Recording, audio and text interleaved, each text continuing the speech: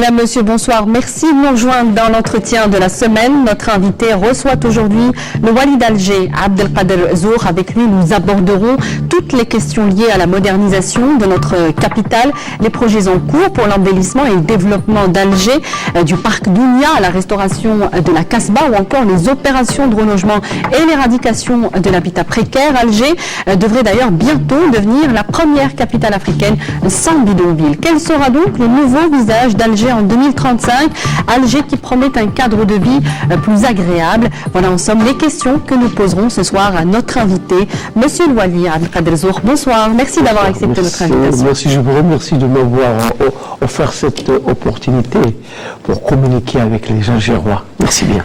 Eh bien, nous allons commencer d'abord par la réhabilitation du vieux bâti, ce dossier important, on le sait, et qui devrait changer le visage d'Alger déjà en partie. Il est en train de retrouver une seconde jeunesse, les façades sont refaites à fond, les immeubles sont renforcés, mais il faut le dire, ce projet a présenté certaines difficultés par endroits. Des travaux se sont présentés plus compliqués, il faut des travaux de fond par endroits. On ne peut pas manger 2 mètres sans casser les œufs, madame. Certainement. Alors justement, où en est ce projet non attendu par les Algérois? Oui, il a bien démarré. Nous sommes en train d'atteindre aujourd'hui la vitesse de croisière. Vous savez qu'il y a entre les bureaux d'études et les entreprises qui interviennent, plus de 500. Et ce qui nous a généré plus de 5000 emplois. Une moyenne de 10 employés par direct, par entreprise et bureau d'études, on prend une moyenne, plus de 5000 emplois aujourd'hui de créer. Et ce qui est encore mieux, c'est que nous voulons cette réhabilitation comme une réhabilitation école. C'est un chantier école. Nous avons créé des nouvelles sections au niveau de la formation professionnelle, du technicien supérieur en réhabilitation, des techniciens en réhabilitation. Et en parallèlement à ça, nous avons signé des conventions avec l'université de Babzoar et l'époux. Ils participent avec nous. Nous voulons que ce soit un chantier école. Et ça marche très bien. Notre objectif, donc, quand on prend un bâtiment, c'est les parties communes, c'est la parabole collective, et on arrache les paraboles individuelles, c'est l'ascenseur qu'on répare, on met de l'ordre. Notre souhait, c'est l'adhésion des Algérois. Plus particulièrement, sur l'occasion, je les invite à nous faciliter la mission en ce qui concerne l'arrachage des paraboles et surtout en ce qui concerne la mise en place du syndic. Parce que nous voulons retourner aux anciennes bonnes traditions. Chaque bâtiment a son syndic, les gens adhèrent, les gens se concertent. Il y a beaucoup d'argent que nous sommes en train de mettre sur ce chantier. Nous voulons que cette réhabilitation soit bien entretenue. Et concernant les échéances, alors? Il n'y a pas d'échéance. Il n'y a pas d'échéance. C'est ouvert. C'est pas que c'est ouvert. C'est-à-dire que tous les bâtiments au niveau des 57 communes, tous les vieux bâtiments au niveau des 57 communes, ils doivent être réhabilités. Donc le programme, il est amorcé, il est bien parti, c'est aussi l'étanchéité, c'est pas de la peinture que nous voulons faire. Justement, certains travaux, certains immeubles nécessitent des travaux plus lourds que d'autres. C'est ça, bien sûr, et puis c'est difficile parce que nous intervenons et les gens habitent. Vous savez qu'on doit attendre les gens quitter leur appartement, les enfants à l'école, les parents au travail, pour qu'on commence ce travail avant 18h, avant la rentrée. Il y a des contraintes quotidiennes. Bien sûr, on doit quitter les lieux aussi. Alors déjà, est-ce qu'on peut avoir une indication sur l'enlèvement des assiettes qui, on le sait, en l'édisse il y a certains bâtiments aujourd'hui qui sont vraiment réhabilités. Par exemple, les bâtiments au front de mer, mitoyens au siège de la wilaya d'Alger. Je remercie les habitants. Ils ont même institué le bac fleuri. Et même pour le linge, ils étalent leur linge aux terrasses, parce qu'on a réhabilité. Parce qu'à l'occasion, avant, par exemple, pour l'épicentre, avant la réhabilitation, nous avons commencé par reloger les gens qui occupaient les terrasses et qui occupaient les caves. Et la terrasse, il a été conçu pour le linge. pour l'étalage du linge. Donc il y a certains, il faut nous dire, certains citoyens qui adhèrent pleinement. On les remercie beaucoup. Donc ça vous aide dans votre tâche, celle-ci notamment, le projet de réhabilitation des immeubles. On va passer, toujours concernant le vieux bâti, la Casbah. Nous sommes en plein mois du patrimoine, il est donc très attendu d'en parler. Depuis le transfert de ce dossier de réhabilitation de la Casbah au niveau des services de la wilaya d'Alger, l'on s'attend évidemment à une accélération des travaux. Où est-ce qu'on en est? D'abord, la première opération et la plus importante, c'est la réfection de tous les réseaux, assainissement et AOP. Il y a l'entreprise qui intervient, parce que vous savez qu'une des causes, j'allais dire la cause fondamentale, c'est l'eau. Tous les réseaux, plus particulièrement d'assainissement et des eaux pluviales, sont déstructurés. Donc l'entreprise travaille et nous sommes en train de rénover tout ce réseau-là. Et tout ça, c'est un travail qu'on ne voit pas, un travail souterrain. Ça, c'est la première action et la plus importante. Combien de bâtisses il y a? Tous les bâtis, tous les réseaux doivent être refaits, le réseau d'assainissement. Ils sont en cours, l'entreprise est en train d'intervenir. Maintenant, il y a 12 entreprises qui interviennent. Et nous sommes en train de préparer 33 cahiers de charges pour 33 îlots.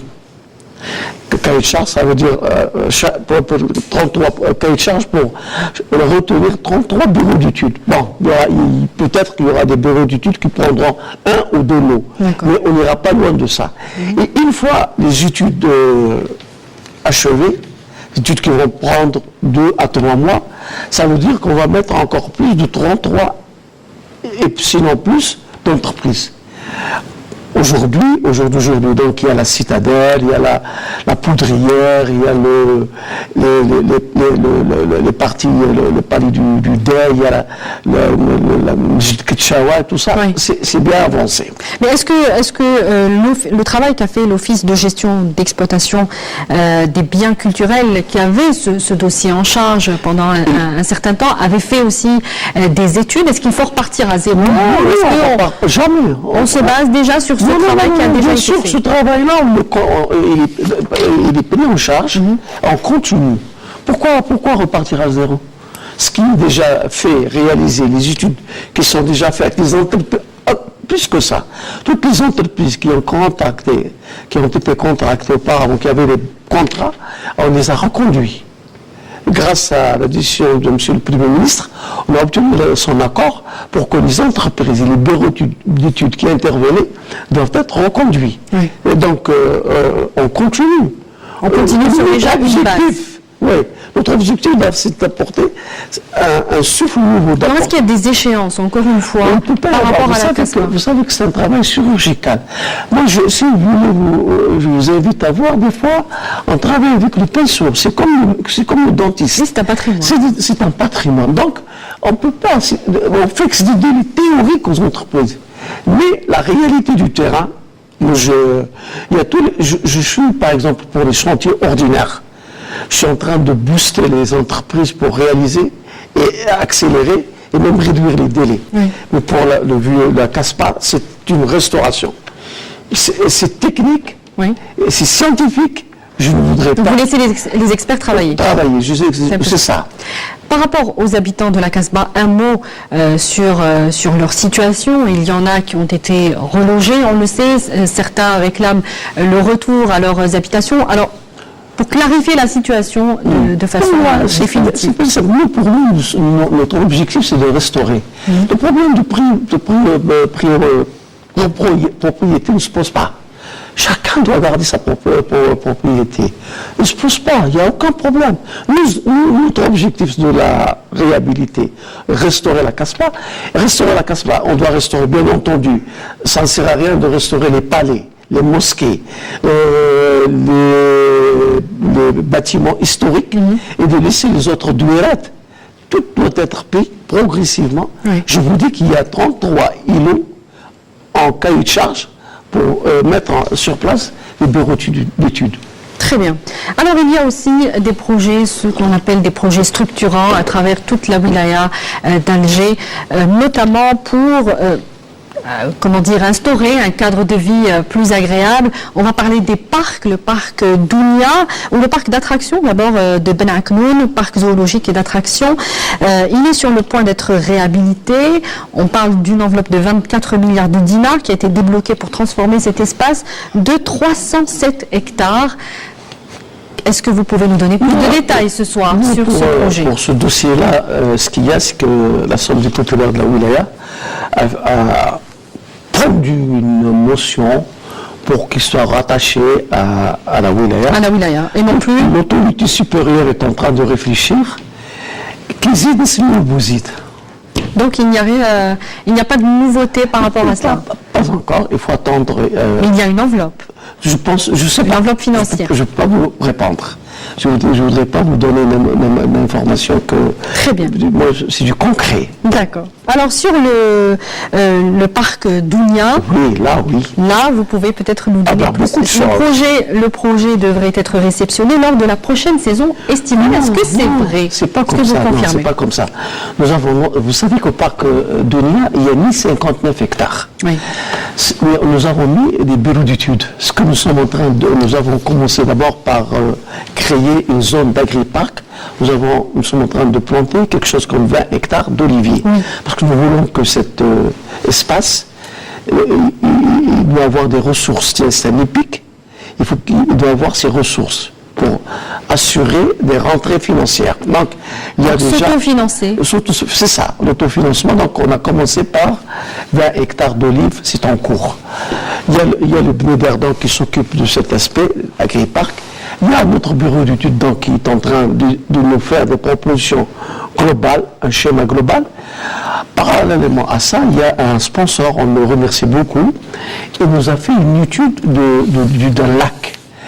Lac, nous voulons, c'est un petit peu, c'est un bureau d'études étranger. L'étude est faite en Chine. Le bureau d'études chinois qui a fait le lac de Dubaï, avec donc des jeux d'eau et des lumières et l'ambiance et la musique. C'est un peu le système que nous voulons reproduire. Et on avance donc avec Miditram, entreprise algérienne, l'aménagement du lac. Ça va prendre le temps que ça prendra parce que c'est des travaux lourds. Parallèlement donc ceux qui ont parlé de la réception de ce projet pour la prochaine saison estivale. Je vais vous expliquer. Parallèlement à ça, nous avons lancé 2 entreprises pour le transfert des eaux traitées de station d'épuration de Ain Bnian vers le lac. Les travaux sont en cours. Il y a une entreprise qui se charge de la canalisation, il y a une entreprise de la station de refoulement. Parallèlement à ça, donc, nous sommes en train de préparer la saison estivale. Nous avons déjà fait un essai avec le directeur de la jeunesse et des sports et des loisirs de la Wilaya d'Alger pendant les vacances d'hiver, de printemps. C'est nous organiser avec des chapiteaux, avec des sanitaires provisoires et offrir cet espace aux Algérois durant la saison estivale. Mais les travaux de un parc de 59 hectares, il demande beaucoup d'argent et beaucoup de temps, et puis il va y avoir des thèmes. Il va y avoir des thèmes, il y a la zone de loisirs, il y a la zone par exemple, nous comptons avoir une zone pour fleuriste, comment qu'on appelle une rosière. Nous comptons avoir également un espace pour les enfants, un espace pour les adultes. Donc il y a beaucoup, nous avons communiqué beaucoup d'idées au bureau d'études, est en train donc de réfléchir, de mûrir et de nous donner un projet qui doit être un lieu de loisir, de distraction. De détente. Alors justement, à propos des lieux de villégiature dont manque encore la capitale Alger, il y a l'aménagement de la baie d'Alger dans ce sens. Qu'est-ce qui est fait encore, là encore il y a en plus de l'aménagement de la baie d'Alger, nous sommes en train également, au niveau de Bab el Oued, les anciennes piscines, d'aménager, nous avons créé une promenade entre Bab el Oued et la Caspa. Donc nous avons organisé sur la mer, et au niveau des piscines, en plus de la piscine de Kitani, on a ajouté 2 autres bassins. Et au niveau de la Caspa, il y a un terrain de sport avec tous les jeux, avec une promenade. on continue, nous avons également aménagé le Lido. Et nous continuons à installer des entreprises pour tout ce qui est Marsa, Bojl Kifan et jusqu'à Raya. Ça va être tout le littoral pris en charge. Tout ça, c'est pour cet été? Pas pour cet été, non. Nous sommes. Le plan stratégique, on devait parler du plan stratégique de la capitale. Oui. Le plan stratégique de la capitale, il a commencé timidement en 2012-2013, mais il a réellement démarré en 2015. De 2015 à 2035, il y a plusieurs étapes et plusieurs actions. Nous avons la baie d'Alger, nous avons la Harrach. Pour la baie d'Alger, ça doit l'aboutissement. Par exemple, c'est le transfert du port de marchandises actuel vers la zone de Chechel, et tout ce port-là de marchandises, ça sera une grande marina pour encourager le tourisme. Vous voyez, il y a le Wad al-Harrach aussi en aménagement. Oui. Parallèlement à ça, toujours pour les loisirs, au jour d'aujourd'hui, nous avons réalisé plus de 400 espaces de jeux et de loisirs aux Algérois. Plus. Des espaces provisoires. Hein. C'est pas provisoire, des aires de jeu, avec, ça dépend, avec des terrains, avec des gazons synthétiques. Non, c'est pas provisoire. C'est des espaces à chaque fois on a récupéré dans le cadre du relogement des sites, oui, et on les a aménagés comme des espaces de loisirs. Aujourd'hui, nos jeunes, ils ont beaucoup d'endroits pour le football. Bon, le gros, c'est le football. Nous sommes en train de parler de la pétanque, le handball, mais la demande sociale, c'est le football chez les jeunes. Mais nous voulons diversifier. Du moins. Parallèlement à ça, nous avons 24 forêts forestières. Nous avons déjà aménagé 12, tels que Bnakoun, Belibrahi, Bojl Kifan. Il nous reste 12 qui sont en étude. Tout ça, c'est pour donner de l'ambiance et des loisirs aux Algérois. Alors, justement, on sait que près de 70% de la population de la capitale sont des jeunes. Oui. Justement, dans ce programme de développement de la capitale, ce programme stratégique, vous parlez des espaces de jeu. Il n'y a pas uniquement ça, on l'imagine, qui est comme programme qui est dédié aux jeunes. Qu'est-ce qui est fait aujourd'hui?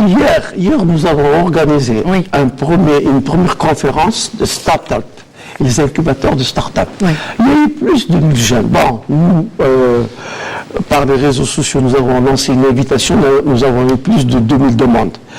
Nous étions dans l'obligation, compte tenu de la logistique, il n'y a pas un endroit pour qu'ils puissent abriter, parce qu'on a organisé cet événement à l'hôtel Le Récit. Et je remercie beaucoup Monsieur le Premier ministre qui a non seulement parrainé, mais il a présidé ces travaux.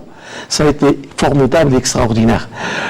Et ces jeunes start-up, il y en a par une jeune fille qui même m'a accompagné à Marseille, à Paris. Il a inventé un système de détection des eaux usées à l'instant des usines. Son produit, le ministre tunisien de l'Environnement, il veut l'acheter. Elle n'est pas d'accord. Elle a dit je dois faire mes preuves dans mon pays. Nous sommes en train de l'encourager. La start-up, c'est les jeunes, et surtout c'est des jeunes, plus particulièrement universitaires, qui se prennent en charge. Ils n'ont besoin de rien et de personne. Donc aujourd'hui, qu'est-ce qui est fait? Qu'est-ce qui est fait pour encourager les encourager. Nous avons déjà 3 espaces pour des incubateurs. Oui. Il y a déjà en plus de l'espace de Sidi Abdallah, en plus des espaces incubateurs du ministère de l'Enseignement supérieur et de la Recherche scientifique. En plus de l'espace Institut Habba. Institut Habba, c'est pour les start-up déjà existantes. Ils doivent recevoir une formation, un soutien et un encadrement complémentaire. Oui. Ils prennent en charge les start-up déjà incubés. Par contre, donc, nous sommes en train donc d'aménager des espaces pour créer d'autres incubateurs de start-up. Start-up, ça veut dire qu'il va créer sa propre invention, son propre projet. Et ce qui est bien, c'est qu'il y a des jeunes Algériens qui a un jeune qui a une idée. Il a fait plusieurs pays. Aujourd'hui, il est retourné de Grande-Bretagne.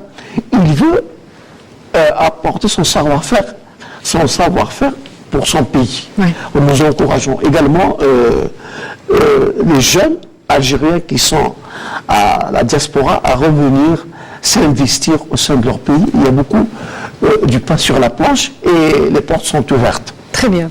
Alors, vous êtes actuellement en pleine tournée dans différentes circonscriptions de la Wilaya. Et lors de vos visites dans les différentes communes, vous parliez d'ailleurs du plan stratégique de développement de la capitale qui a pris un certain retard avant de vraiment prendre son entame. Il y a ce constat par rapport au projet qui traîne un peu dans les délais. Pour quelles raisons? Et comment y mettre un terme?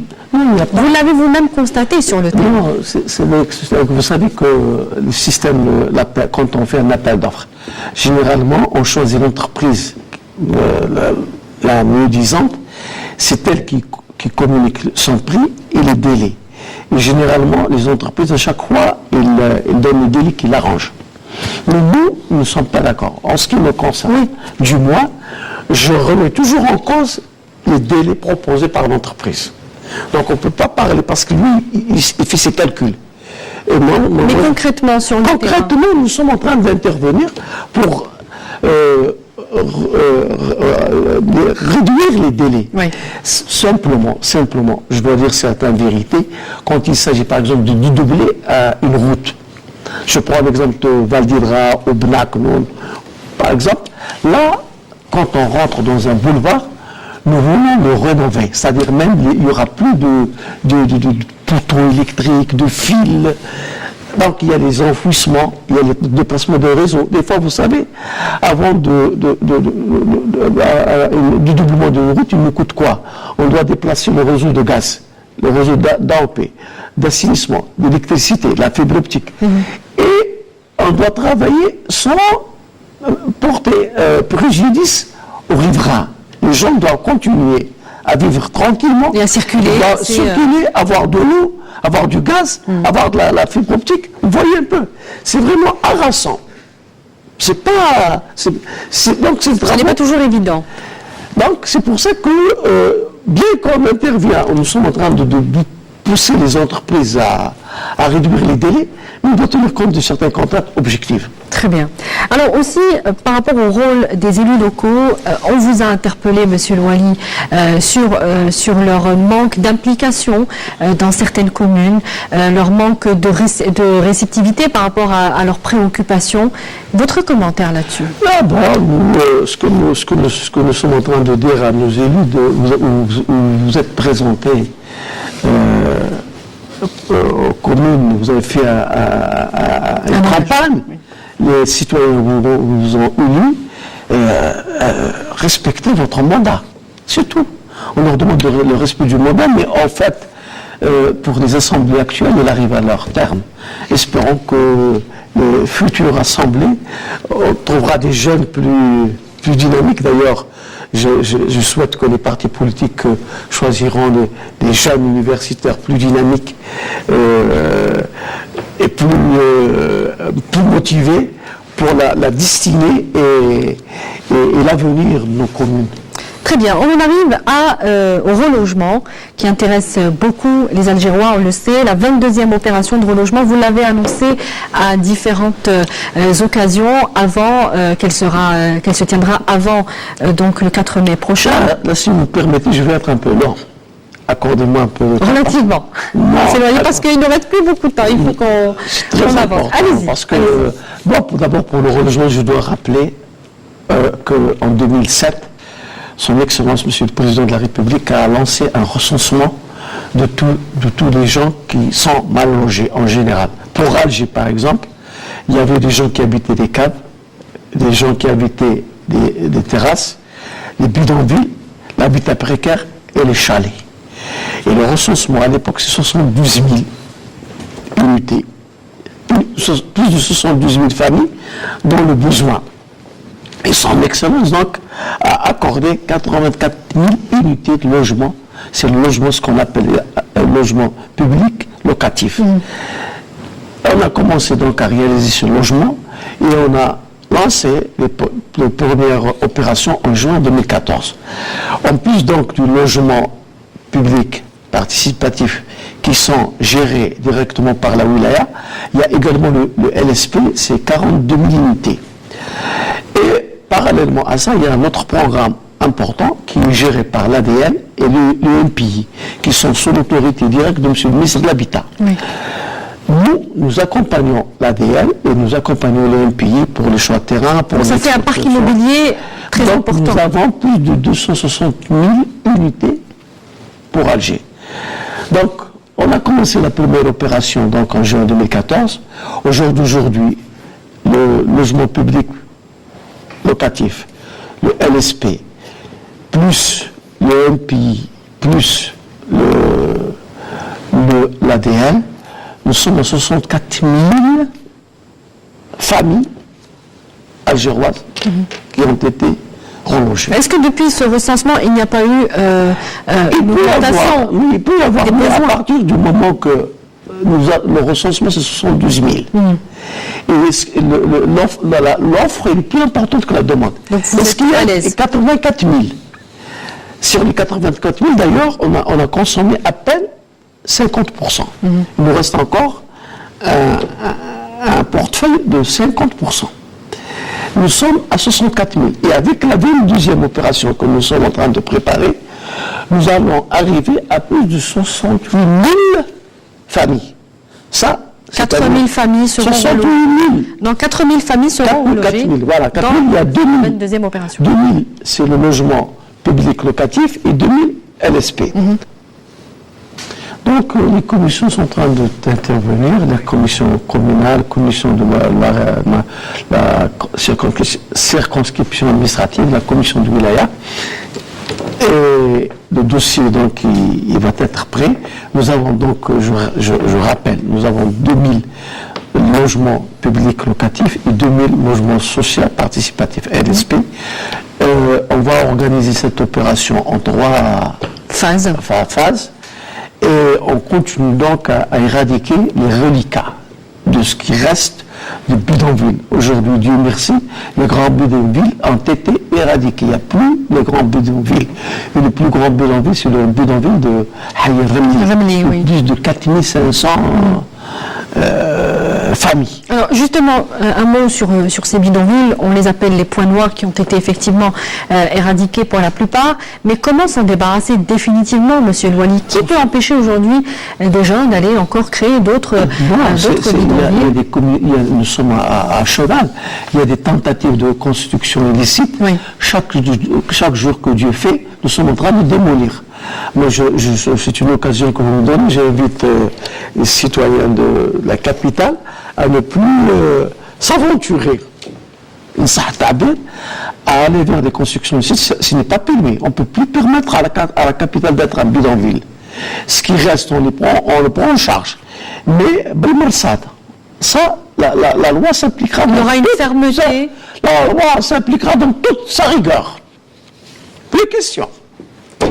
Très bien. Alors pour ceux qui ont déposé des recours, avec également des preuves à l'appui, est-ce que les revendications bien sûr, les recours seront prises en charge? Les recours sont... Moi, je donne des instructions pour que les recours au niveau de la commission du wilaya, même 10 recours, à chaque fois il ramène un recours. S'il a des éléments nouveaux, nous sommes disposés à les examiner. Ce n'est pas comme les juridictions judiciaires. C'est organisé par la loi. Nous, c'est ouvert. Donc, c'est une initiative administrative de donner l'occasion aux citoyens de faire des recours et on leur laisse le choix. À chaque fois, s'il y a une preuve, s'il y a des éléments nouveaux, de les présenter, on examine. Et ce sera pris en charge au niveau? Il y a une commission qui travaille exclusivement sur les recours. Une commission composée de fonctionnaires, de techniciens et d'élus. Il y a 3 membres de l'APUI, représentants donc du peuple, qui siègent au sein de cette commission de recours. Donc juste pour terminer par rapport au dossier du relogement, vous confirmez que ça se fera avant le 4 mai prochain, la 22e opération. La 22e, on la démarre, Inch'Allah, avant le 4 mai, avant les élections législatives. Ça, je peux vous l'accorder. dernier mot, Monsieur le Wali, sur les marchés de solidarité ou les marchés de la Rahma. Ils seront ouverts durant le mois de Ramadan pour ceci, évidemment, pour casser la spéculation devenue traditionnelle durant le mois sacré. Un mot sur ça. À l'instant, j'ai rencontré donc nos partenaires tels que le GTA, donc également les jeunes de l'ANSEJ. Nous allons recenser les sites disponibles au niveau des quartiers. Et là où il y a un espace, on va l'aménager comme marché pour le Ramadan. Il y aura de tout. Bien sûr, c'est surtout les produits de large consommation. Et c'est les fruits, les légumes, et ainsi de suite. Alors, on parlait du 4 mai prochain. Ce sera la date des élections législatives. La capitale, évidemment, compte une liste importante de partis politiques qui vont se présenter, les sièges surtout, pour pouvoir les sièges donc dans la capitale. On terminera là-dessus avec la préparation, on imagine, au niveau d'Alger. Non pas pour les préparations administratives, c'est pour nous, c'est une routine. Nous vous donner l'occasion pour inviter les Algérois à aller voter. Aller voter le 4 mai. J'ai dit, nous avons au niveau de la capitale 17 listes. Il y a 2 listes indépendantes et 15 partis. Ce que je souhaite que nos concitoyens, les sites d'Alger, aillent faire leur devoir. Ils ont le choix. Maintenant, si sur ces 17 listes et ces 17 programmes, aucun ne leur convient, ils vont faire leur devoir avec une enveloppe blanche s'il le faut. Et se rappeler la directive de son Excellence le Président de la République, son discours historique à Sétif en mai 2012, où il a demandé « Faites votre devoir », parce que moi je considère qu'aller voter c'est un devoir. Et maintenant, en Algérie, nous avons besoin, les gens sont en train, j'étais en tournée à l'instant à la circonscription administrative de Bouzaria, j'étais harcelé par des gens qui sont mal logés ou les gens qui habitent dans des conditions difficiles. Je leur ai dit, en ce qui nous concerne, donnez-nous le temps, nous sommes en train de travailler. Le président de la République a décidé qu'il n'y aura plus aucun bidonville, pas uniquement au sein de la capitale, mais en Algérie. Il a mis plus de 3 millions d'unités de logement à travers l'Algérie. Maintenant, l'Algérie a besoin, il a besoin des citoyens. La huquq wajibat. Barkana, dawi al-huquq bidun wajibat. Barkana. Monsieur Abdelkader Zour, vous êtes le Wali d'Alger. Merci d'avoir répondu à nos questions ce soir. Merci bien. Merci à vous également de nous avoir suivis. Je vous rappelle que l'émission sera en replay sur les www.tv.dz. Elle sera rediffusée demain après le journal de la mi-journée. Je vous souhaite une excellente suite de programmes et à mercredi prochain.